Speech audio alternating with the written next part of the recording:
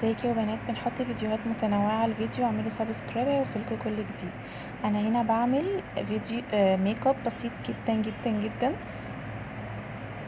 الخطوات اللي في الفيديو لو عملتيها في البيت هتلاقي ان الموضوع سهل جدا لكل البنات اللي مش عارفين يحطوا ميك اب خالص.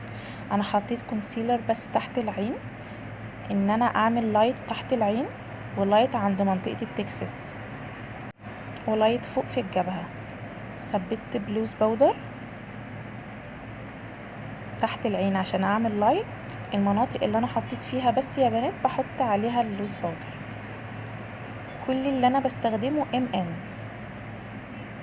ومايت سينما، يعني هتلاقيها كلها عندكم في البيت.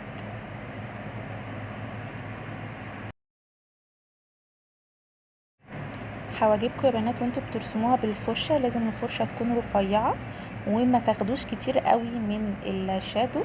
انا برسم بام ان برضو باللون البلاك، بس مش بتقل ايدي. انا دلوقتي سحبت حواجبي كانت قصيرة، سحبتها ومليت الفراغ اللي فوق. انا كأني بعمل شادو مش برسم. لو بصيتوا هتلاقي حواجبي اتحددت. نحط الشادو من فوق، خدت لون بني فاتح على بني غامق وحطيت البلاشر بني، حطوها على منطقة العظمة.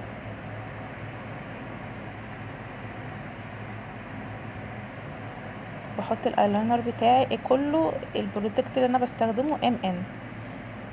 الشادو يا بنات اللي فوق العين وانتوا بتحطوه حطوا اول حاجة لون فاتح وبعد كده اللون الغامق.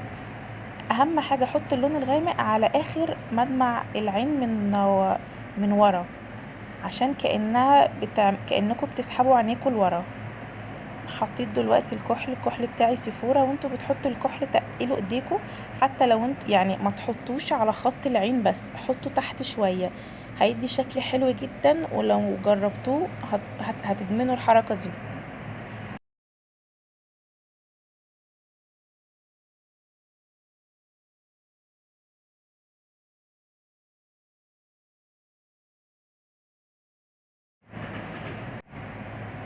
بحط الروج بتاعي من فولمار رقم 11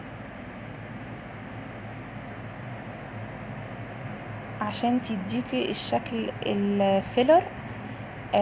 بتحددوا شفايفكم من الحروف بالذات، يعني اطلعي 1 ملي بس مش اكتر. وهي شكل حواجبك وما غيرناش، هي اسفة شكل شفايفك وما غيرناش فيها اي حاجة. حطي اللينسز بتاعنا، شوفوا اللوك في الاخر. انا عايزه اقول لكم كمان الاضاءه مش مبينه قوي.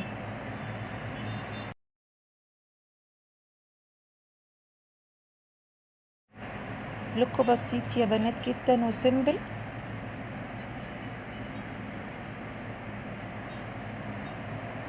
متنسوش تعملوا شوفوا يا سبسكرايب بنات هنا للقناه. اللوك.